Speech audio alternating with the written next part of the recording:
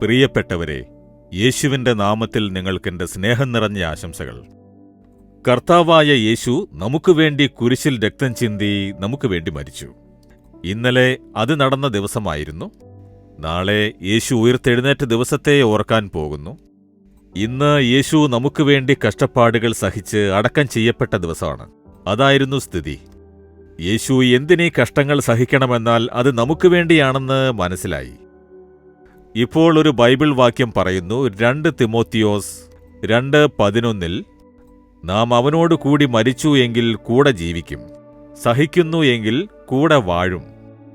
ക്രിസ്ത്യാനിയായിരിക്കുന്നതുകൊണ്ട് അതേ കഷ്ടപ്പാടുകൾ, അതേ ഉപദ്രവങ്ങൾ നിങ്ങൾക്ക് മാത്രമല്ല, ലോകമെങ്ങും ഈ കഷ്ടപ്പാടുകൾ കാണപ്പെടുന്നുണ്ട്. ക്രിസ്ത്യാനികൾക്ക് അനേകം ഉപദ്രവങ്ങൾ. നൈജീരിയയിൽ ദിവസവും അനേകം ക്രിസ്ത്യാനികളെ വെടിവെച്ച് കൊന്നുകൊണ്ടിരിക്കുന്നു.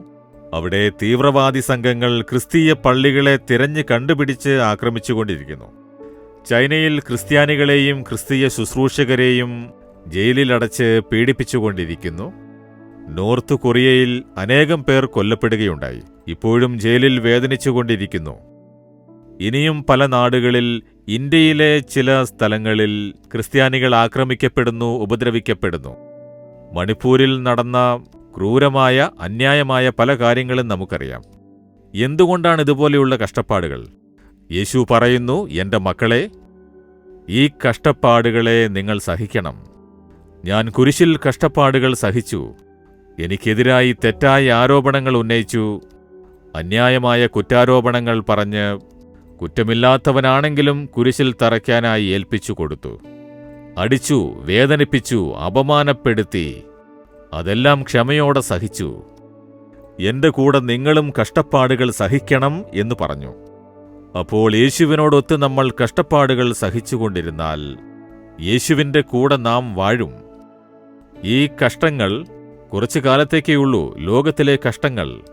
യേശു വീണ്ടും വരുമ്പോൾ ഈ ലോകത്തെ മുഴുവൻ ഭരിക്കാൻ പോകുന്നത് യേശുവാണ്. ഈ വേദപുസ്തകത്തിൽ പറഞ്ഞ എല്ലാ കാര്യങ്ങളും നിറവേറാൻ പോകുന്നു. ഈ കഷ്ടങ്ങളെക്കുറിച്ചും മത്തായി 24 അധ്യായത്തിൽ പറഞ്ഞിരിക്കുന്നു. അവസാന കാലത്ത് നിങ്ങൾ ഉപദ്രവിക്കപ്പെടും, നിങ്ങളെ തടവുകാരാക്കും, തടവറയിൽ കൊണ്ടിടും, ജയിലിലടയ്ക്കും എന്നൊക്കെ യേശു പറഞ്ഞിട്ടുണ്ട്. ഇന്ന് ക്രിസ്ത്യാനികൾക്ക് സംഭവിക്കുന്ന അന്യായമായ കാര്യങ്ങളെല്ലാം ബൈബിളിൽ പറഞ്ഞിരിക്കുന്ന സംഭവങ്ങൾ തന്നെയാണ്. അന്നേ യേശു പറഞ്ഞു, ഇത്തരം കാര്യങ്ങളൊക്കെ സംഭവിക്കും, ലോകം അങ്ങനെയുള്ളതാണ്, അതിനാൽ ഇത്തരം കഷ്ടപ്പാടുകളും വേദനകളുമുണ്ട്. ആ കഷ്ടപ്പാടുകൾ യേശുവിനോടൊത്ത് സഹിച്ചാൽ, യേശുവിനോടൊത്ത് ഉപദ്രവങ്ങൾ സഹിച്ചാൽ, കഷ്ടപ്പാടുകൾ കണ്ട് ഭയപ്പെടരുത്, കഷ്ടപ്പാടുകൾ കണ്ട് പിന്തിരിയരുത്, കഷ്ടപ്പാടുകൾ കണ്ട് തളർന്നു പോകരുത്. സഹിച്ചിരിക്കണം. കഷ്ടപ്പാടുകൾക്കായി ദൈവത്തെ സ്തുതിക്കണം. യേശുവേ, ഞങ്ങളെ നിന്ദിക്കുന്നു, അങ്ങേക്ക് സ്തോത്രം. എന്നെക്കുറിച്ച് തെറ്റായ കാര്യങ്ങൾ പറയുന്നു, സ്തോത്രം. എന്നെ പേടിപ്പിക്കുന്നു, അങ്ങേക്ക് സ്തോത്രം. ഞാൻ ക്രിസ്ത്യാനിയായിരിക്കുന്നത് കൊണ്ട് എന്നെ ഉപദ്രവിക്കുന്നു, അങ്ങേക്ക് സ്തോത്രം. കഷ്ടപ്പാടുകൾ സഹിക്കേണ്ടതാണ്. ക്ഷമയോടെ സഹിച്ചാൽ ഒരു ദിവസം വരും. യേശു ഈ ലോകത്ത് രാജാതിരാജാവായി വരാൻ പോകുന്നു. ഈ ലോകം മുഴുവനും ഭരിക്കാൻ പോകുന്നു. അപ്പോൾ നാം യേശുവിനോടൊത്ത് വാഴും. അതാണ് യേശു തന്നിരിക്കുന്ന വാഗ്ദത്തം. നിങ്ങൾക്ക് യേശുവിനോടൊത്ത് വാഴണമെങ്കിൽ കഷ്ടങ്ങൾ സഹിക്കേണ്ടതാണ്. എനിക്ക് കഷ്ടപ്പാടുകൾ വേണ്ട, ഉപദ്രവങ്ങൾ വേണ്ട. എന്തിനാണിതൊക്കെ? ആരും എന്നെക്കുറിച്ച് തെറ്റായി പറയരുത്. എനിക്ക് ഉപദ്രവങ്ങളൊന്നും വേണ്ടെന്നുണ്ടെങ്കിൽ എനിക്ക് യേശുവിനോടൊത്ത് വാഴണ്ട, കഷ്ടപ്പാടുകൾ വേണ്ട എന്ന് പറയുന്നതിന് സമമാണ്. അതിനാൽ നിങ്ങൾ തളരാൻ പാടില്ല. നമുക്ക് കഷ്ടപ്പാടുകളുണ്ട്. കഷ്ടപ്പാടിലാണ് യേശുവോടൊത്തിരിക്കേണ്ടത്. കുരിശ് ചുമന്നുകൊണ്ടേ യേശുവിനെ പിന്തുടരണമെന്ന് യേശു പറഞ്ഞിട്ടില്ലേ? എന്നെ അനുഗമിക്കണമെങ്കിൽ കുരിശ് ചുമന്നുകൊണ്ട് വരണം. കുരിശ് എന്നത് കഷ്ടപ്പാടുകളാണ്. നിന്ദ, അപമാനം, തെറ്റായ കുറ്റാരോപണങ്ങൾ, പരിഹാസങ്ങൾ. കുരിശ് ചുമന്നുകൊണ്ട് യേശുവിനെ അനുഗമിക്കണം. എന്നാൽ ഒരു ദിവസം വരും, നിങ്ങൾ ഗംഭീരമായി യേശുവിന്റെ കൂടെ വാഴും.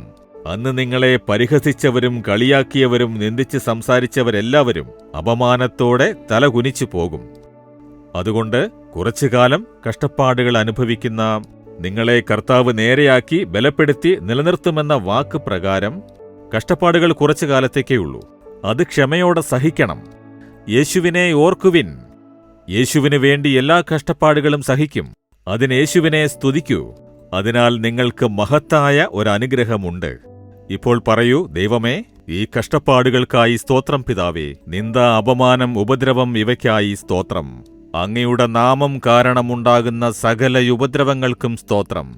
ഞാൻ ഒരു ദിവസം അങ്ങയോടൊത്ത് വാഴും എന്ന് വിശ്വസിക്കുന്നു. യേശുവിന്റെ നാമത്തിൽ ആമേൻ, ആമേൻ.